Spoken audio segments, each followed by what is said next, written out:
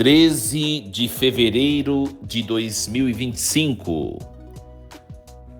quinta-feira da quinta semana do tempo comum. Em nome do Pai e do Filho e do Espírito Santo. Amém. Meus queridos filhos e filhas, muito bom dia, que a paz de Jesus, nosso Senhor, esteja sempre com você, com sua família, louvado seja Deus, nos encontrarmos nesta manhã dessa quinta-feira, e nós vamos meditar nesta manhã a primeira leitura que a igreja nos propõe, que é a leitura do livro do Gênesis, o capítulo 2, versículos do 18 ao 25. O Senhor Deus disse: não é bom que o homem esteja só. Vou dar-lhe uma auxiliar semelhante a ele. Então o Senhor Deus formou da terra todos os animais selvagens e todas as aves do céu, e trouxe-os a Adão para ver como os chamaria. Todo o ser vivo teria o nome que Adão lhe desse. E Adão deu nome a todos os animais domésticos, a todas as aves do céu e a todos os animais selvagens. Mas Adão não encontrou uma auxiliar semelhante a ele. Então o Senhor Deus fez cair um sono profundo sobre Adão, quando tirou-lhe uma das costelas e fechou o lugar com carne. Depois da costela tirada de Adão, o Senhor Deus formou a mulher e conduziu-a a Adão. E Adão exclamou: desta vez, sim, é osso dos meus ossos e carne da minha carne. Ela será chamada mulher, porque foi tirada do homem. Por isso o homem deixará seu pai e sua mãe e se unirá à sua mulher, e eles serão uma só carne. Ora, ambos estavam nus, Adão e sua mulher, e não se envergonhavam. Palavra do Senhor. Graças a Deus. Meus queridos, nós estamos acompanhando ao longo desses dias todo o texto do Gênesis, desde segunda-feira até a próxima semana, e é importante escutar a reflexão de segunda-feira passada, porque eu faço um apanhado geral sobre o texto do Gênesis, né? Ontem nós vemos que Deus deu uma ordem a Adão: não coma da árvore do bem e do mal, do conhecimento do bem e do mal. Pode comer de todas as árvores, sobretudo a árvore da vida, mas a árvore do conhecimento do bem e do mal não deverá comer. E depois disso vem o trecho de hoje, né? Deus, ele cria a mulher, né? A partir da submissão que toda criatura, toda criação tem em relação ao homem.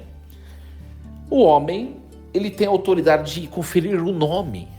Dar nome a alguém mostra, de certa maneira, que esse alguém que recebe o nome é submisso àquele que atribuiu o nome. Por isso, nós vemos que anteontem, se não me engano, o texto mostrou, ontem o texto falou, né? A criação deve ser submetida ao homem. E hoje é a demonstração prática, né? O homem, como ele está acima de toda a criação, ele vai dar nome aos animais. Ele vai dar nome, que é o que acontece.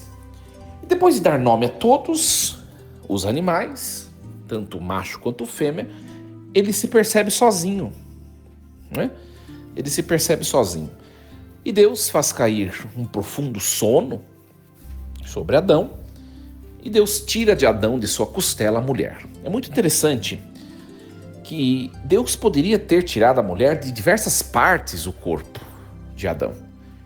Mas Deus escolheu tirar a mulher exatamente da parte concêntrica do corpo humano masculino. Para mostrar o quê? Aí já tem um grande significado. Que a mulher, né, embora ela tenha o seu ofício próprio na vida a dois, embora a mulher ela receba uma missão que lhe é própria, segundo o que ela é no seu ser feminino, a mulher não é inferior e nem superior ao homem. O fato de ter sido tirada da costela mostra que ela está ao lado. Minha gente, aqui um ponto importante para a nossa reflexão de hoje, que é muito bonita a reflexão de hoje. Essa palavra é muito bonita, né? Sobretudo você que é casado, você que é casada. Muito interessante. Ninguém pode se casar para estar acima e nem estar abaixo. Sabe por quê? Porque o casamento não foi para isso. Você que é casado, ou você que está noivo, namora, presta bem atenção. Você deve se unir a uma pessoa, ou se você já está unido, você está unida a essa pessoa para ser caminhante junto dela nessas estradas do mundo, rumo ao céu, rumo à eternidade. É importante conceber isso, sabe por quê? Minha gente, parece que não, mas nós vemos em muitos casamentos,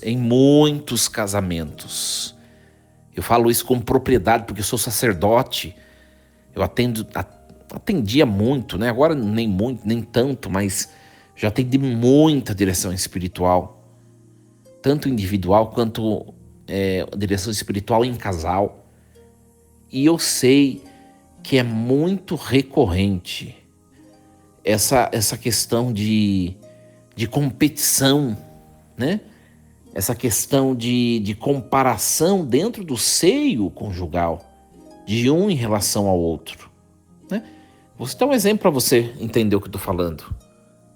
Pega, por exemplo, o caso de quando a mulher ganha mais do que o homem. Como isso, às vezes, numa relação conjugal, e como isso, às vezes, gera conflitos, conscientes ou inconscientes. Mas por quê? Porque ainda não se entendeu que a mulher, embora ela manifeste na sua natureza feminina uma fragilidade maior do que a do homem, o homem, um ser mais irascível, um ser mais, vamos dizer, abrasível, né? Mas a mulher, ela deve estar ao lado do homem, ela está ao lado, ela não é inferior.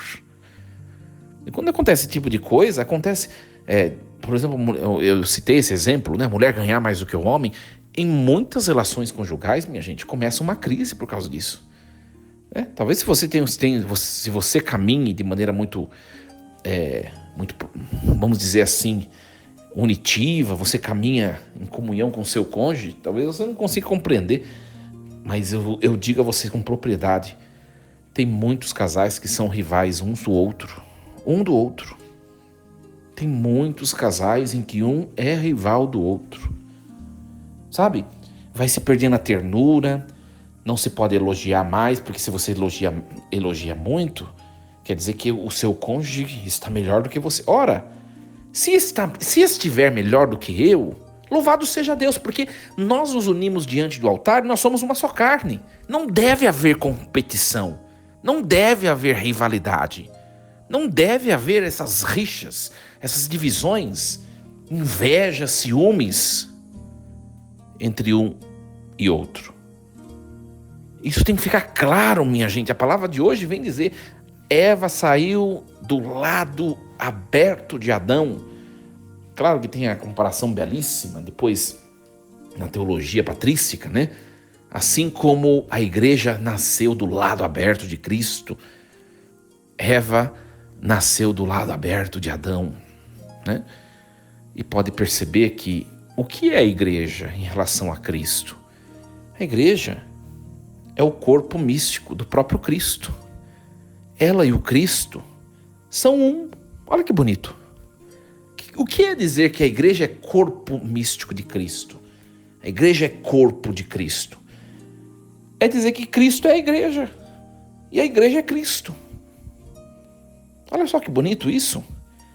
O que é dizer que o marido se uniu em matrimônio à sua esposa. É dizer que a esposa é o marido é a esposa. Não há mais acepção, não há mais separação, não há mais fração de um em relação ao outro. E se isso está acontecendo, é porque a relação conjugal está doente. Está doente, precisa ser medicada espiritualmente. Para você que é casado, a liturgia de hoje é muito bonita, viu? Uma liturgia muito responsal, matrimonial, né? Para você refletir um pouquinho como está seu casamento, seu relacionamento. E você também que não é casado, mas namora ou está noivo, pense bem em tudo isso. É uma caminhada séria. É uma coisa séria isso, né? E aí, Deus formou a mulher a partir da costela de Adão. E Adão, quando acorda, né, ele reconhece, agora sim, ossos dos meus ossos, carne da minha carne. Ela foi tirada de mim. Olha que bonito, né? Você que é casado, você que é casada, homem ou mulher, você precisa olhar para o seu esposo, para sua esposa e perceber nele ou nela um pedacinho de você, para que você ame a sua própria carne, né? Tem uma outra passagem de São Paulo apóstolo que ele vai dizer: ame a sua cônjuge, o seu cônjuge, tal como a sua própria carne. São Paulo vai falar isso em relação para os homens, né? Ame sua esposa como a própria carne, cuide dela como se fosse você mesmo. Você que é casado, que tem relacionamentos, tem vivido isso, essa dimensão, essa preocupação com o outro, esse cuidado do outro, tal como nós cuidamos do nosso corpo e de nós mesmos, nós temos que, vocês que são unidos pelo vínculo matrimonial, têm que cuidar um do outro, com tamanho apreço. E olha, minha gente, a gente não vê isso nos casais hoje em dia. Cada um por si, né? Não se tem esse cuidado mútuo, recíproco, cada um por si. Não se sabe muitas vezes o que o outro está passando no trabalho, porque não conversam, não dialogam, não rezam juntos. Não se sabe muitas vezes o que o outro está sentindo por um problema que também às vezes se torna desconhecido. E os casais coabitam na mesma casa, muitas vezes, e vivem como desconhecidos. Para a gente refletir um pouquinho isso, né? Adão, ele reconhece em Eva aquilo que há nele. Olha que bonito. Ossos, carne. Agora ela tem o que tem em mim. Ela é um pedacinho de mim. Olha que lindo. Quando a gente... Não dá para ficar explorando muito o texto por causa do tempo que vai avançando, mas eu preciso, se eu sou casado, né? Se eu namoro, se eu sou noivo, eu preciso começar a perceber um pouquinho essa dimensão unitiva do sacramento do matrimônio, né? E depois o texto termina: por isso o homem deixará seu pai e sua mãe, se unirá à sua mulher, e eles serão uma só carne. E o texto termina desse jeito, para mostrar que depois da união conjugal entre um homem e uma mulher, todas as uniões precedentes, elas como que se anulam. É verdade, minha gente. Sabe, eu vou dizer uma coisa a vocês. Tem muita sogra destruindo casamentos daqueles que dizem amar, que são seus filhos. Por quê? Porque não perceberam que eles casaram. Presta atenção, você que é sogro, você que é sogra. Agora é para você, presta bem atenção. O seu filho ou sua filha, não sei, ele já não é mais seu. Ele é da esposa dele ou do esposo dele. Toma consciência disso. Não atrapalhe a vida conjugal do seu filho e da sua filha. Ele não é mais aquela criancinha que você cuidava. Agora, se ele está casado, está casada, ele tem que tocar a vida dele com a esposa dele ou a vida dela com o esposo dela. A gente precisa ter essa consciência O texto é claro. Por isso o homem deixará o seu pai e sua mãe. Quantas mães acabam destruindo o casamento dos seus filhos, porque no fundo quer viver o papel da esposa. Não estou dizendo sexualmente, mas a mãe passa na frente da esposa e ela se torna mãe e esposa. Destrói casamentos. E a pregação que eu estou fazendo hoje é para gente que vai na igreja, é para você que está me escutando. E se você estiver nessa situação, você pode tratar de se corrigir. Pode tratar de se corrigir. Por isso que o texto é claro. O homem deixará o seu pai e sua mãe. Isso vale para a mulher também. A mulher deixará o seu pai e sua mãe. Deixar significa se afastar. Olha só. Não estou dizendo... Claro, presta bem atenção, minha gente, porque é bom explicar, porque tem gente que fica sempre tentando encontrar pelo em ovo para poder criticar minha pregação, né? Eu não estou dizendo para a gente incorrer no pecado contra o mandamento de honrar pai e mãe. Não estou falando isso. Não adianta cumprir um preceito e descumprir outro. Não estou falando para ninguém desonrar pai e mãe e cair em pecado grave. Não é isso. Vocês estão entendendo? É simplesmente para mãe ser mãe, pai ser pai, esposo e esposa ser esposo e ser esposa. Cada um no seu quadrado. E todo mundo é inteligente para saber o que cabe e o que não cabe fazer na vida, fazer em relação às pessoas com quem convivemos. Por exemplo, quem é sogra. Quem é sogra sabe qual o papel de uma sogra. Por exemplo, suponhamos, eu tenho o meu filho. Eu tenho um filho. Eu sei o papel de ser sogro. Eu tenho que me relacionar com o meu filho de tal maneira que eu seja pai plenamente, mas que eu não avance muito além do que eu devo em relação à minha nora. Eu tenho que ter consciência disso. Então, é preciso entender isso. Deixar pai e mãe. Por isso que eu sempre falo, minha gente. Às vezes as pessoas vêm pedir conselho para mim, né? As pessoas sabem que eu sou muito direto e objetivo. E às vezes eu falo algumas coisas, as pessoas vêm perguntar e depois não gostam da resposta, né? Pessoas que casam e vão morar na casa de trás dos pais. Não dá certo, minha gente. Não dá certo. Destrói casamentos. Eu tenho propriedade para falar disso. Não vou falar por quê, mas eu tenho propriedade. Não dá certo. Não dá certo. Sabe por quê? Porque a mamãezinha da casa da frente, ela vai acabar fazendo coisas para a turma da casa de trás, sabe? A turma lá da casa de trás, que não cabe a ela fazer. Vai acontecer isso. Vai casar, morar em outro lugar, longe, né? Isso eu aprendi com o padre João Marrom, ele sempre fala, né? Não more tão perto a ponto da sogra ir de chinelo. E não more tão longe a ponto da sogra ter que levar mala. Porque daí é pior ainda. More no meio termo. Mas more em outro lugar. Construa sua vida, se planeje. Sabe, nós somos adeptos àquela questão, né? Namorar é se conhecer, mas namorar também é se preparar para o casamento.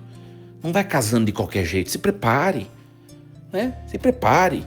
Às vezes a gente pega algumas pessoas que são da vertente tradicionalista, parece que namorou 2 anos, 3 anos, vamos casar às pressas, parece que o mundo vai acabar, né?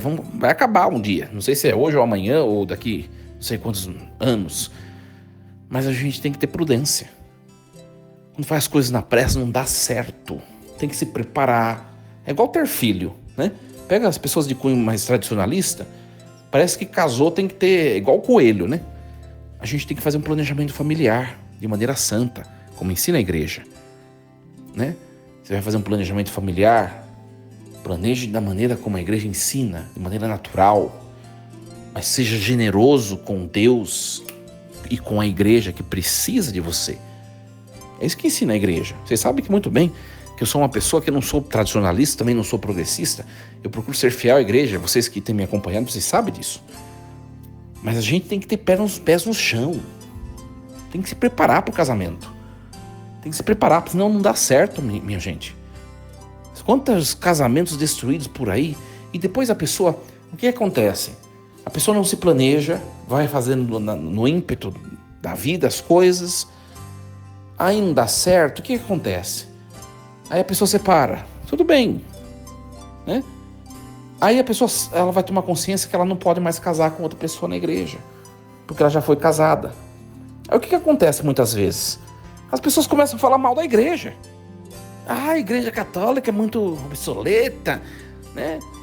Devia olhar, querer a felicidade das pessoas, deixar dar uma chance. Deus dá sempre uma chance pra gente, a igreja católica não dá, e não sei o quê. Olha, minha gente, a igreja, ela entrega, ela confere o sacramento do matrimônio como qualquer outro sacramento. Aqueles que querem buscar. Só que quando eu vou buscar um sacramento, eu tenho que ter consciência das exigências do sacramento. E uma das exigências do sacramento do matrimônio é a indissolubilidade. Quando eu vou casar, eu tenho que saber que é para toda a vida. A igreja pergunta publicamente: ireis se unir, né? Olha, ó, meu cabra, você vai se unir a tal pessoa. É por toda a vida que está fazendo isso? Aí o bonito vai lá e responde: sim. Aí mais pra frente o casamento não dá certo, fica falando mal da igreja, você prometeu. Se você não tivesse certeza daquilo, por que você foi até o fim? Desistisse no meio do caminho? O casamento é para aqueles que estão certos de ter encontrado a pessoa certa. Se você não tem essa certeza, não casa na igreja. O Padre Diego está falando para a gente viver uma vida errada e não casar na igreja. Eu não estou falando para você se juntar. Estou falando para você namorar mais um pouco, conhecer mais um pouco a pessoa, viver a castidade no namoro, que hoje pouca gente vive, e pensar bem, ver se é mesmo. E eu vou dizer uma coisa a vocês. Minha gente, a palavra de Deus, ela é fantástica. Ela é fantástica. Ninguém vai encontrar ninguém perfeito, viu? Se você está procurando a tampa da sua panela, pode tirar o cavalinho da chuva, que não existe tampa da panela. Alguma brechinha sempre vai ter nessa tampa em relação à panela. Pois é, minha gente, pois é. E eu digo uma coisa a vocês. Vocês que procuram uma pessoa para se casar, se você está namorando, né? Enfim, se você está solteiro, mas está buscando alguém, procure bem. Não procure alguém perfeito, porque você não vai encontrar. Você vai encontrar alguém que tem qualidades, que tem virtudes, e também esse mesmo alguém vai ter defeitos ou vícios. E você vai ponderar, vai elencar, né? Você vai fazer uma análise. Os vícios que essa pessoa que eu encontrei, eu consigo conviver com eles até a morte, até o fim da minha vida? Eu vou suportar isso? Eu vou suportar? Por isso que o namoro é um tempo também de mudança. Eu convivo com o meu namorado ou com a minha namorada, eu vou conhecendo, eu vou vendo os defeitos, e vou falando para a pessoa também, esse defeito aí, e eu vou percebendo se é uma coisa que a pessoa vai conseguir mudar nela, se é fácil ou se não é. Eu também vou percebendo se a pessoa também com quem eu estou namorando vai perceber se os defeitos que eu tenho e que incomoda muito nela, se eu consigo mudar ou não.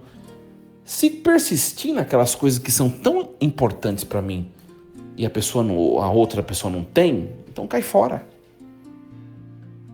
Né? Quais suas exigências? Você que está solteiro, por exemplo, né? Agora falando um pouquinho para os solteiros. Você que está solteiro, qual a sua exigência? Você quer alguém de que jeito? Você já pensou um pouco nisso? Né? O que para você é importante na pessoa que você está buscando encontrar e não encontrou ainda? Tem que ter um elenco de coisas e coisas que são importantíssimas para você. De ponto que se a pessoa, você se encontrou com alguém, ficou com alguém e você percebe que a pessoa não tem isso que você... Cai fora, não vai dar certo. Minha gente, desculpa, às vezes parece um pouco de frieza isso. Pode até ser. Mas nós temos que unir a nossa razão ao nosso afeto, ao nosso coração. Só coração, no final não vai dar certo.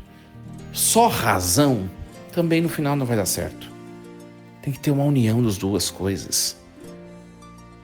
Então, essa reflexão de hoje é para, minha gente, nós refletimos os nossos relacionamentos interpessoais, né? Ninguém está acima de ninguém, primeira coisa, né? Claro que o homem em relação à mulher são tão importantes, um é tão importante quanto o outro, né? E depois tudo isso que nós refletimos aqui. O texto termina, e assim eu termino minha reflexão de hoje, né? Dizendo assim: ambos estavam nus, Adão e sua mulher, e não se envergonhavam. Eu termino um pouquinho falando dessa parte, na vida conjugal também. Minha gente, o que acontece com os casamentos de hoje? Né? Eu sempre falo nas minhas homilias sobre isso. As pessoas casam num fogo, num fervor, né? Tremendo, uma paixão, um carinho, né? A vontade de estar juntos. E depois passa 15 anos de casado, você vê, parecem, são piores do que irmãos longínquos que se veem uma vez por ano. Tem casal que a gente vê, às vezes na igreja, porque eu sou zoiudo, vocês sabem que eu sou zoiudo, que eu observo tudo. Tem casais que a gente vê na igreja que parecem mais amigos ou irmãos do que casais. Não tem aquele afeto, não tem mais aquele carinho, aquele amor, seja no falar, seja no chamar o outro, seja no olhar para o outro, seja no testemunho corporal. Pessoas que não se tocam, nem dá as mãos, sabe? É pra gente refletir um pouquinho isso. Se você que é casado e perdeu esse primeiro amor, esse primeiro afeto, esse primeiro encanto, pode sentar com seu cônjuge, acender uma vela, rezar e refletirem juntos o que está acontecendo com o nosso casamento. Vamos voltar ao primeiro amor? Vamos voltar àquela paixão, aquela loucura que nós tínhamos lá quando jovem? Padre, mas passou tudo, o corpo passou, né? Os hormônios, os desejos, as coisas, não sei o quê. Olha, minha gente, nós mudamos, todos nós mudamos, né? Todos nós mudamos.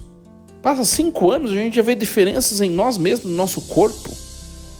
O nosso corpo muda,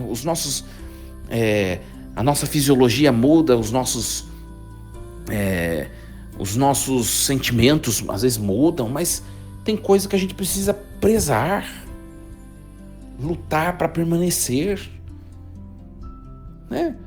Então, para você refletir um pouquinho sobre isso, e não aconteça o que vai acontecer aqui, né? O homem e a mulher estavam nus, eles não se envergonhavam nem um do outro, nem se envergonhavam de Deus. Por quê? Porque o casamento perfeito, ele mostra perfeita intimidade. Você que é casado, você que namora, que está a caminho do casamento, noivo, você é íntimo do outro? Você é íntimo, sabe? Isso é muito importante para a gente refletir, porque às vezes eu vejo algumas pessoas que são casadas e a vizinha que é amiga da esposa, às vezes é mais íntima do que o próprio marido. Não pode acontecer essas coisas. Não pode. Ai, padre, mas eu não conto tudo porque depois não sei o que. Se não existe compreensão, se não existe unidade, se vocês não estão caminhando na mesma direção, não estão caminhando na mesma sintonia, o casamento já está comprometido. Está errado. Casamento, presta bem atenção, eu termino falando isso. Casamento onde a esposa precisa esconder algumas coisas do esposo. Mas a vizinha está sabendo, a sogra, a mãe está sabendo, a cunhada está sabendo, não sei o que está sabendo, mas menos o esposo. Um casamento que está assim é porque já perdeu ou já está perdendo o sentido da vida conjugal. Vocês têm que ser cúmplices, não rivais. Não pode se envergonhar um do outro. Não pode se estranhar um com o outro. Vocês têm que ser cúmplices em tudo. Até mesmo nas coisas que um às vezes não concorde com o outro. Mas é preciso serem cúmplices, parceiros, amigos um do outro. Que Deus nos dê a capacidade de compreender essa liturgia tão bela de hoje. Queridos, desejo uma quinta-feira cheia de Deus, da unidade, da paz, da comunhão, do amor que vem dele. Força e coragem. Em nome do Pai, do Filho e do Espírito Santo. Amém. E lembremos-nos sempre, Deus está no comando de tudo.